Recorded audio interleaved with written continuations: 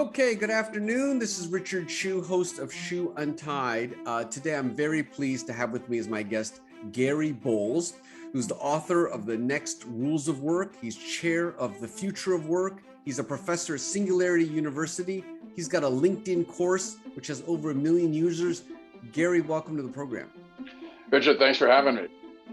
Well, Gary, it's really nice to finally meet you. I've obviously seen a lot of your stuff on LinkedIn, and I think your area obviously is obviously the workplace, and the topic is now nothing more prevalent than the discussion of the future of the future of the workplace. So maybe what makes sense is, how about we just start by you kind of telling me a little bit about your background and how you got to be such an authority in this area. Well, as I'm fond of saying, in December of 2019, the future of work was theory, and by March of 2020, it became practice, as we all suddenly started experimenting with what I call the next rules of work. But it's an area I've been focused on for quite some time. I've been in Silicon Valley literally since the early 1980s. I've worn about every hat you can wear in the Valley, and from entrepreneur to tech executive. But I've had a recurring fascination in the future of work, the future of learning, and the future of the organization. And going on 7-8 years ago, I've collaborated with a variety of high-tech organizations, but one of my frequent clients and collaborators was Singularity University, which is a global platform of catalysts and change makers that are focused on exponential technologies and abundance. And so they asked me a number of years ago to come on as adjunct chair for the future of work, and to sort of knit together a lot of the perceptions of their group of global experts about work, learning, and organizations. And people often ask me, well, okay, but what's your legitimacy in this area? Well, I actually grew up in San Francisco, where we both are, and was never that much interested in college. I barely graduated from Lowell High School. And then I sort of fell into a range of just odd jobs. But one of the odd jobs, I sort of fell into the family business. And my father was a recovering minister who had been at Grace Cathedral here in San Francisco, laid off in a budget crunch, and ended up writing the world's career manual, a book called What Color is Your Parachute? So I was trained as a career counselor at the age of 19. And my father and I we launched a company together before he passed away a number of years ago. And so we've continued some of that work with online courses and that sort of thing. But it allows me to understand the history, literally going back 50 years, as to how each of us as individuals make decisions about how we change jobs, how organizations are continually changing in the context of work, the ways that communities all try to be thriving ecosystems for work, and then finally how countries, when I consult with ministers of labor and education in countries around the world, how you think about the systemic changes in the worlds of work and education. Okay, I want to get back to what you do, but before I just want to sidetrack for a second. So your dad wrote the book, What Color is Your Parachute? I mean, that was like the book in the 1980s. I was graduating from college and everybody was reading that book. Yeah, absolutely. So, and he rewrote it every year. I don't know if you know, but he rewrote it every year for 42 years. One of his favorite jokes was he'd written 42 different books. They just all had the same title. So it was always relevant up to the day that he passed away. Wow, that is so amazing. Okay, well, given that background, that's so amazing. So it's kind of in your blood, this topic. So given that, I mean, the pandemic, I mean, obviously it was, I don't want to make light of it, but really for you, it was like a dream, the dream catalyst to happen in your career, isn't it? I mean, like you basically had your entire career waiting for something like the pandemic to happen, basically. Well, as I said, when it shifts from theory to practice, you can stop pounding the table. You can stop being a lone voice crying in the wilderness about the need for more human-centric work. You can stop telling people, hey, you know what? We got to try this distributed work thing more. We have to have more flexible work. You've got to change the way you manage and lead organizations. You can stop trying to talk until you're blue in the face, and people then actually want to put these things into practice. Yeah. All right, well, I can only just imagine the demand for your services and expertise in this day and age. Well, but let's go ahead and start there. Let's start with, okay, now the pandemic is quote unquote over. What is now the future of work? What has happened? What has happened to the workforce? So I talk a lot about the old rules of work and what we've inherited from the industrial era in terms of repetitive work, the same workplace, mind-numbing commutes, all those sorts of things. And I've been talking for quite some time that there were these next rules, like these really future things that we could be doing if we could all imagine a world of more flexible work. Now, unfortunately for us as humans, we tend to bungee cord back to the ways we used to do things. And I think that would be the least of a perfectly good pandemic. I think we've learned how to be much more flexible, how to trust people more, to be able to help them to craft the best possible context for where and when and how and with who they work. And yet now you see many organizations that it's what I call the tug of work. Traditional managers, traditional people who lead organizations wanting to push people back into these boxes. And I said, well, wait a minute. Think about when you did trust your workers and you had these kinds of flexible agreements, how everybody got what they wanted, how we all have a much better life and better work as a result of that. The problem is that many of those people who lead organizations in those very traditional ways, what they haven't realized is that we are co-creating what those next rules are. I can't tell you what the policies and approaches in a year are going to be, but I can tell you that if you simply default to going back to the way things were, you're going to lose a lot of workers, and you're certainly not going to have human-centric work. Right. Well, what do you think is going to happen? Because my own personal opinion has kind of vacillated. I mean, do you think we're going to go back, or is this a one-way thing where it's going to evolve and it's not going to go back? I mean, I originally thought it was going to go back, but now I'm starting to take the nature that it's not. So I'm curious to know what your take on that is. So you sort of think of it as sort of standard distribution and think of it as power dynamics, right? So first off, in the United States, and it's different in different countries, but in the United States, really only about 40 to 45% of workers can have flexible work. You pretty much can't choose to be working from remote if you've got to wait on tables in a restaurant. Well, if you have a robot, sure, but we're not doing a lot of that right now. Yeah. And so really the majority of work actually doesn't have all that kind of flexibility to allow people to choose to be either fully remote or fully distributed or fully in a workplace. But for those that do, the companies, the organizations that have embraced this, the people who lead organizations that have embraced these new models, what they're basically saying is, look, I can't give you the answer for every work role, for every team, for every different aspect or function of the organization. You guys figure it out. Companies like Twitter, for instance, have opened their offices, but said, listen, on a weekly basis or a bi-weekly basis, you and everybody on your team, you all decide where and when and how and with whom you need to be working. And we will support all of those by adjusting compensation, by adjusting the kinds of workplaces that we provide that hopefully are going to be much more involving. And we'll all figure this out. We will co-create these rules going forward. So you talked about earlier the new rules of work. Do you have any set of new rules of work yet, or that's the thing that's still being evolved? Okay. So I don't mind to be the, I'm often accused of being the word police. I talk about the next rules. So there's new rules. There's always been new rules, like they're always changing. Even though we've used a lot of those old rules, we still, a lot of people still are doing those mind-numbing commutes and working in cubicle farms.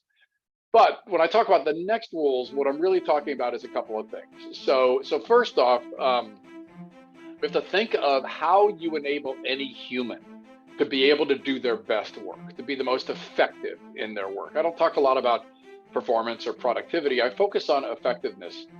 What it turns out is over and over again, there's three legs of the stool that really define how we as humans and how people who lead teams and lead organizations can go through these continual changes. And it's mindset, skill set, and tool set. Mindset is how you approach situations, how you approach problems, how you approach other people. And it's the way you prepare yourself as to how you're going to encounter new problems and new situations. Skill set, that's the way that we channel our human energies. That's the kinds of abilities that we bring to be able to solve the problems of today and tomorrow. And then tool set, here in Silicon Valley, we often lead with tool set. We talk about the technologies and the techniques that you use to be able to be as effective in your work as possible. But I really believe mindset is absolutely the thing we need to lead with. If we each have the mindset that we can solve the problems of today and tomorrow.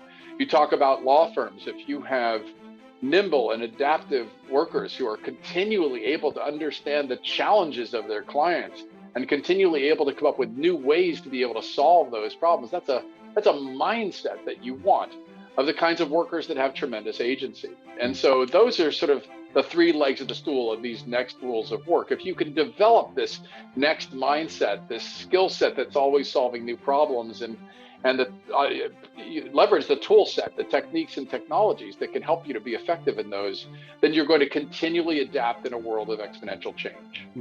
So let me ask you, because one of the things that I hear about, of course, with not being with workforces that are distributed, who are working remote, is that you don't have the cohesion, you don't have the collaboration. I mean, look, I'm sure you've heard this a million times. I mean, what is your view of that? Do you think that's just not true, or do you think that you can be as effective and collaborative and work as effectively? I mean, what is your sense of that?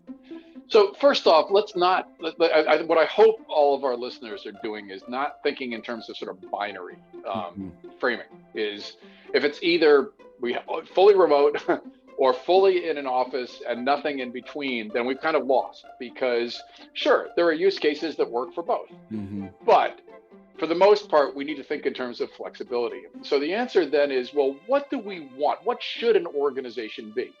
And if you buy my framing, which is that an organization should be a platform or a framework for channeling human energy to create value for the organization's stakeholders, well, then we understand that there's a context in which we can all as humans collaborate together to be able to solve problems.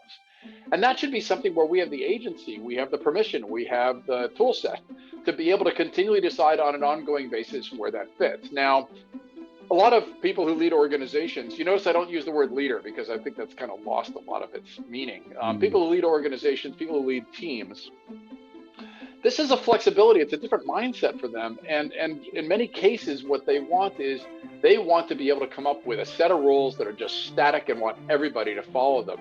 And again, that's going to be a big challenge, especially for a younger worker, a Gen Z worker that has grown up in this era of uncertainty and wants flexibility and adaptability, and that has alternatives. If they don't like this job, then, well, forget you. I'm going to go drive for Uber for a little while until I find the next one. What you've got is a completely different contract with the worker. And so you need to have a completely next mindset as a person who manages or leads. Why is it so important? I mean, the flexibility, talk to me a little bit about, let me ask you, is this something that you were advocating? I assume this is something you were talking about even before the pandemic. You were advocating people to be more flexible, and when the internet became available and the technology was there. I mean, is that the case? So again, I talk about standard distribution. If you think of a spectrum of work from mind-numbing, repetitive, the same thing over and over again, kind of looks like a production line in a factory, to the other end, very creative.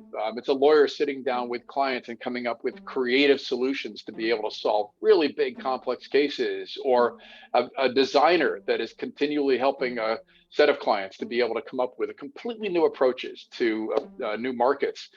So if you've got that standard distribution, there's absolutely a ton of work that is repetitive and mind-numbing, and it's probably going to get automated. That's just where you're going to see more and more Silicon Valley innovators. They're going to throw technology to be able to try to make that more effective and efficient. All right, so let's just give that up to the robots and software, and let's focus on much more of the creative kind of problem solving and work that changes context on an ongoing basis. Well, then we need, as humans, we're going to do more and more of that human-centric work, we have to have different processes. It turns out all the studies are very, very clear. As humans, we thrive on things like new problems to solve. We thrive on alternating rhythms, changing rhythms in a work week. We thrive on different contexts in which we're solving problems, sometimes with other humans, sometimes when we're alone. And that can be constantly changing depending upon the kinds of work that we're doing, the kinds of projects that we're doing, and where we are in the phase of different projects. So if you add all that up, yes, long before the pandemic, I was saying, we know what human-centric work looks like. We know what helps people to become more engaged and enthusiastic in their work. We've known that for a really, really long time. My father figured out 50 years ago how you could help any individual to figure out what they felt that their most meaningful opportunities for work could be. We just haven't always provided those opportunities in the workplace. Well, one thing I definitely observed is that, when the pandemic first hit and all these businesses and, professional services, law firms in particular, since I work a lot with law firms, I think they were shocked at how well it was working. I mean, I don't think anybody thought it would. They thought, I don't think, it's kind of amazing. So you would think that with the realization of how well it was working, they would just be like, wow, this works so great. Let's just stick with it. Like, why, but yet they're not doing that. Now they want to go back, but it's like, it worked fantastically. But, a lot of these professional services did better than ever before, as you well know. Yeah, absolutely. So now the studies are very, very clear. It varies by industry, but over and over again, yes. So long as you give people agency, you are forced to trust them. It turns out most people are pretty trustworthy. Yeah. But there were companies like IBM and Yahoo that used to have work from home policies, and they shot them because they didn't trust their workers. And this is what's happening right now. When I said bungee cording back to the old rules of work, what we need to do is people who lead teams, people who lead organizations need to actually get the best of both worlds. There absolutely are times you want people to be able to spark off of each other. But if you mandate that, Tim Cook has just announced that Apple has very strict rules, 3 days a week. It must include Tuesdays and Thursdays. And yet it's completely counter to the letter that Apple employees wrote to Mr. Cook several months ago saying, don't mandate to us when we need to be in the office. And so this is that tug of war I was talking about.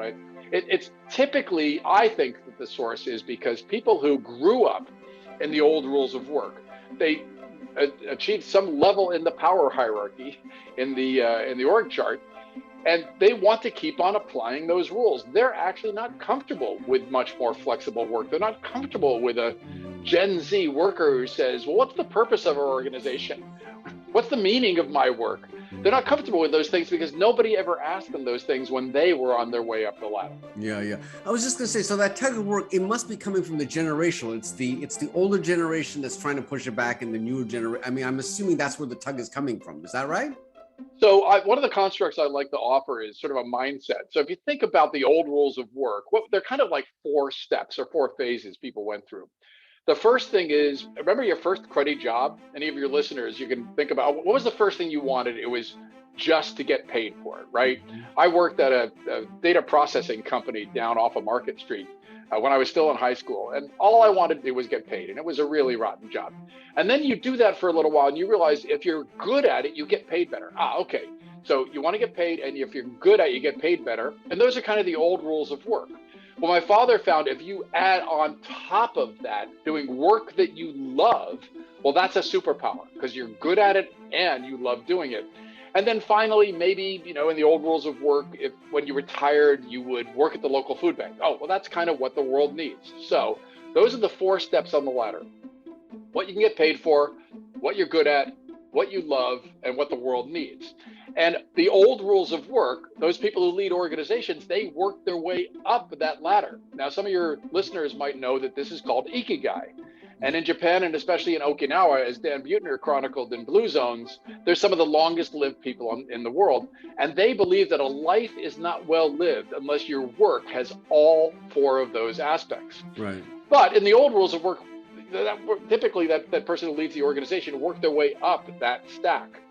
Young people are flipping the stack. They're coming out of high school, college, vocational school, and they're saying, what does the world need? They all have, I call these our digital distraction devices, our cell phones.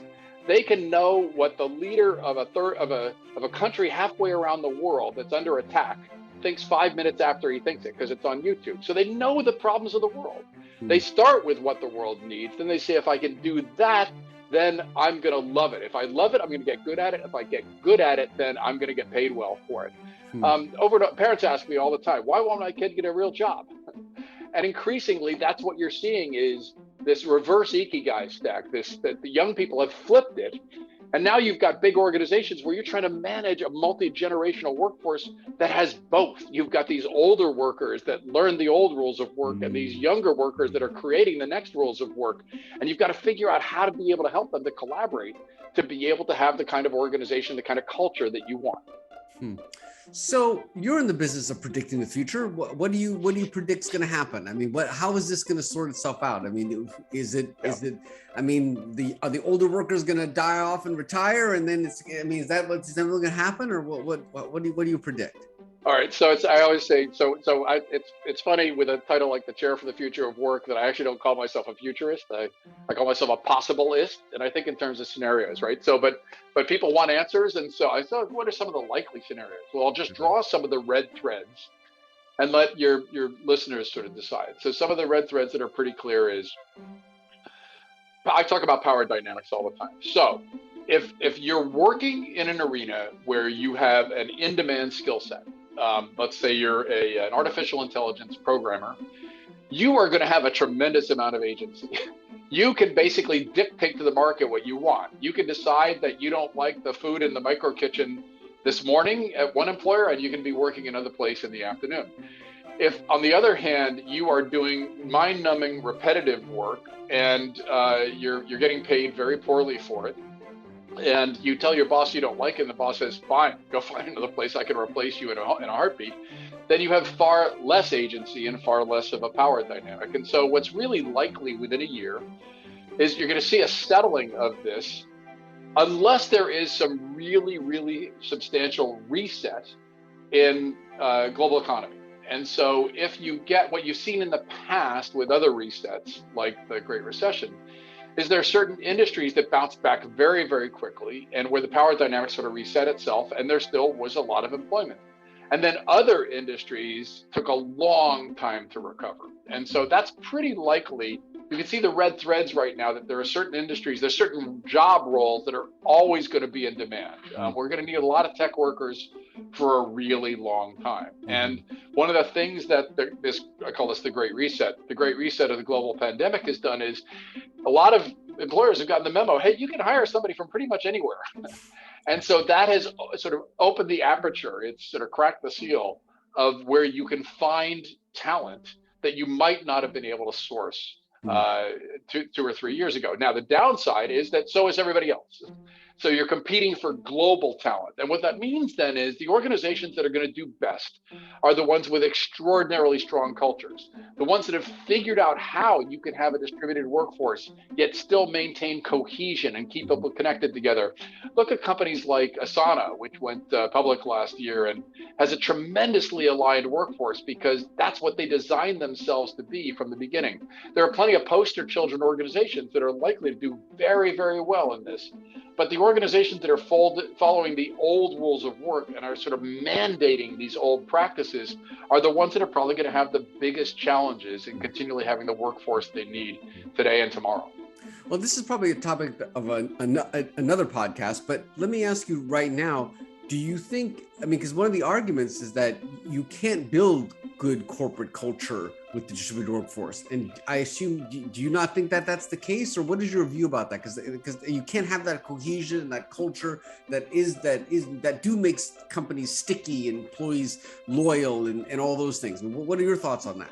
All right, so I don't want to overuse the framing of things like power dynamics, but really think about when we talk about culture, what are we really saying is, I talk about mindset rather than culture, because ultimately what anybody who's looking at organizations and their development is doing is they're looking at human behavior. How do people actually behave?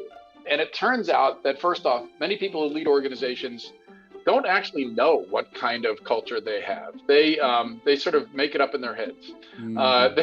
They're reality distortion machines, because every time they walk into a meeting, people immediately adapt their behavior to them. So they don't really know how people behave in their organizations.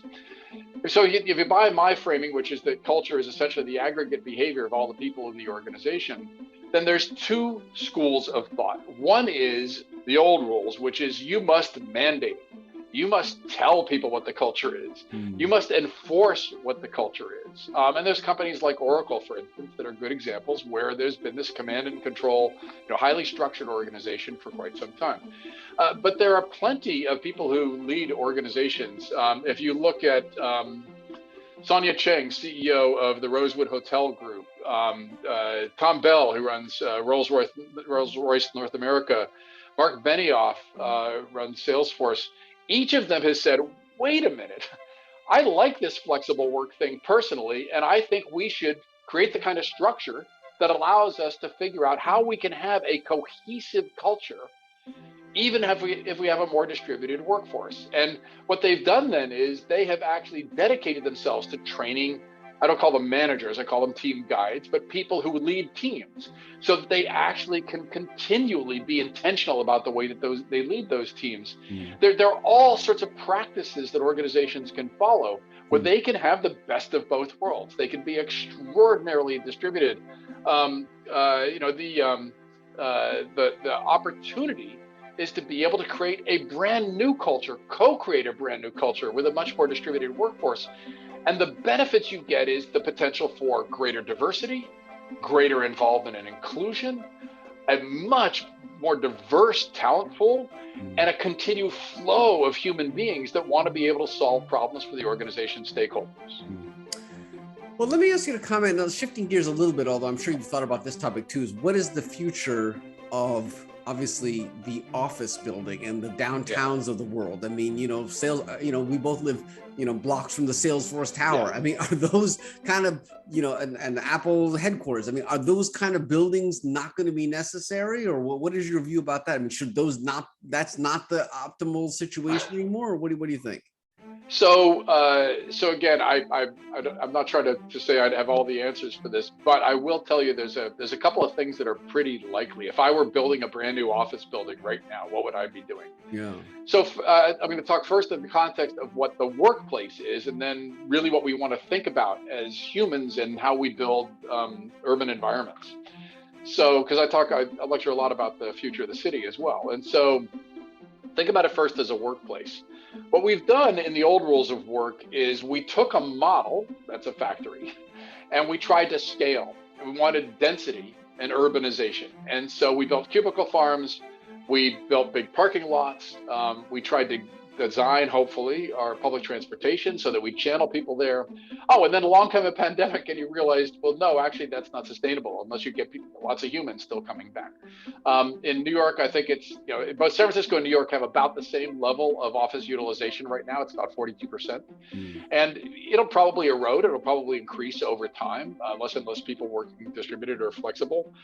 But that's still a big impact, as a ripple effect on a lot of businesses around it. So what's making the workplace more attractive? That old rules approach was lots of cubicles where people do individual work, and then these tiny little rooms that we called meeting rooms. And many organizations now are flipping that process. It's making the big rooms open spaces where you can collaborate, interact with each other, and then you've got pods, places you can go and be hermetically sealed and just do your creative work on your own when you need to, or do your phone calls. And so that's how I think more and more workplaces are going to flip to much more of these flex workplace environments. Now, in terms of what we want as cities, well, we sort of decided over a period of time that economic value could be had if you could pack more and more people into a place. And we call those urban workplaces, cities.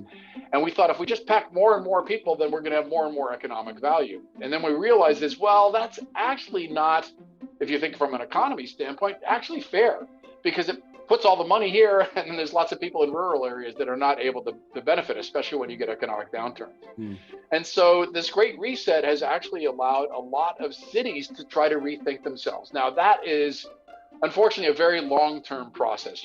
There's no simple, easy, quick and dirty answer to this, but the cities that are doing the best with it are the ones that are actually embracing flexible work and then co-creating with their businesses ways to be able to build these kinds of attractions, events build local ecosystems, rethink public spaces. In San Francisco, you probably know that what was the transit area before the new transit building was built is being turned into an outdoor movie theater.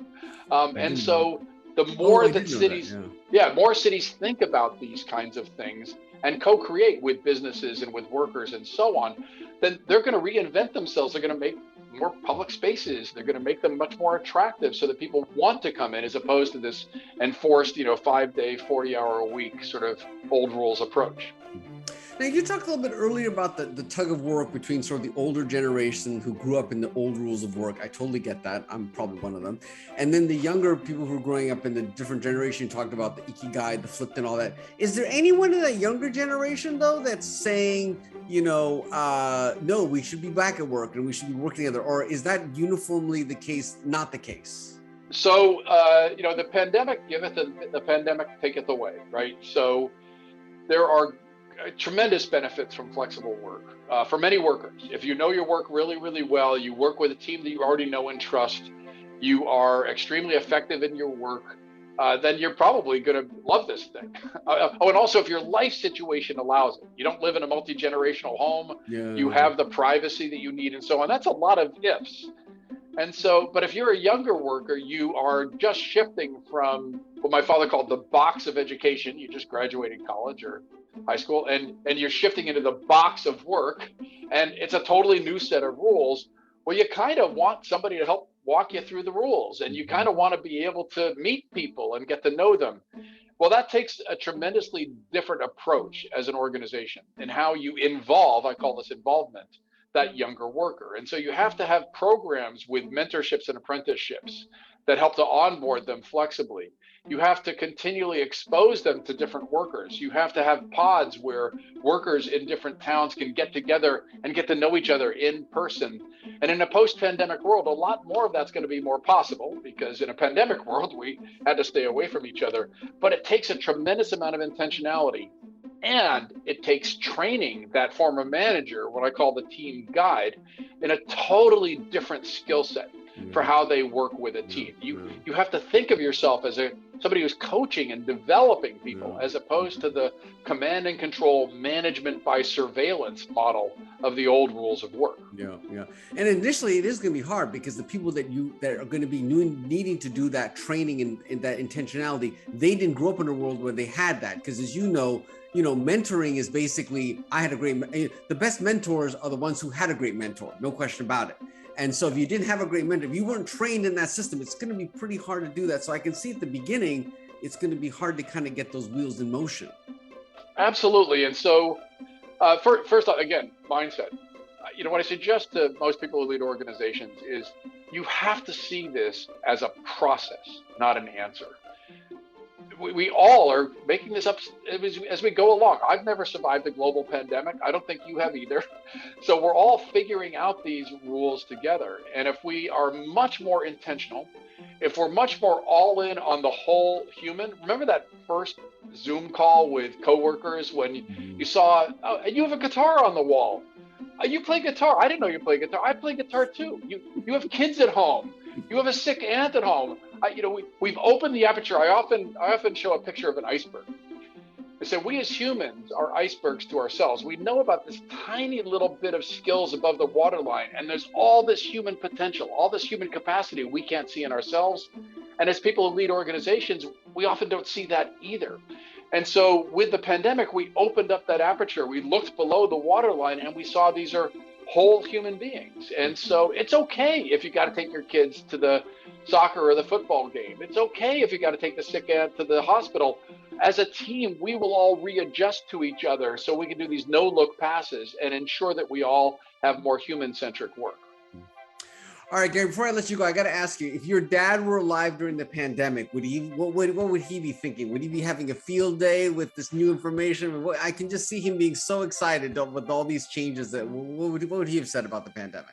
Well, so first off, he would have been devastated by the number of people that we laid off in the United States. In the US here, we went from about 3.7 to almost 17% unemployment in 3 weeks. And in Germany, it went from 5.1 to 5.7% unemployment. I mean, it's a blip. because they have very different rules for how their economy works. And so he would have been devastated to see how many people suddenly lost their livelihoods and in the tremendous uncertainty had no idea where the next dollar was going to come from. And I think then he would have wanted to be able to figure out, well, how can I help people the most? And I believe that it would have been, some of the same precepts he's talked about for a long time: creative job search, empowering individuals to have agency, and that sort of thing. But I think he would have wanted more and more influence over those who lead in organizations. I mean, that's where I've focused a lot. Is you can make great job hunters, but if you don't change the way that organizations work, you don't change the way that systems within companies work, then it often doesn't matter how good a job hunter or career changer you are. And so I believe that's what he would have loved to see, is that both the individual worker and the people who lead organizations would have seen this as an opportunity to be able to come up with new and creative ways to solve these problems. Are you yourself working on another book? Or what Absolutely. So my focus. Thanks for asking. So, I've said all along, I focus on the future of work, the future of learning, and the future of the organization. So I think there's no question, education is going through just as great, if not greater, reset. My wife and I, we produced a conference on the future of higher education back in 2010. I wrote a piece on Medium in 2016 on the unbundling higher education, the future of higher education. I believe we have a tremendous opportunity to just reshape how we think about learning and make it not just a lifelong learning process, but something that we as humans do quite naturally throughout our entire lives. Well, Gary, this has been a fascinating conversation. It was really wonderful chatting with you. I would love to check in with you in a year or two, maybe even sooner, and see how this is going and see if the things you talked about aren't indeed becoming true. That would be awesome. This is Richard Hsu and Gary Bolles. Thanks.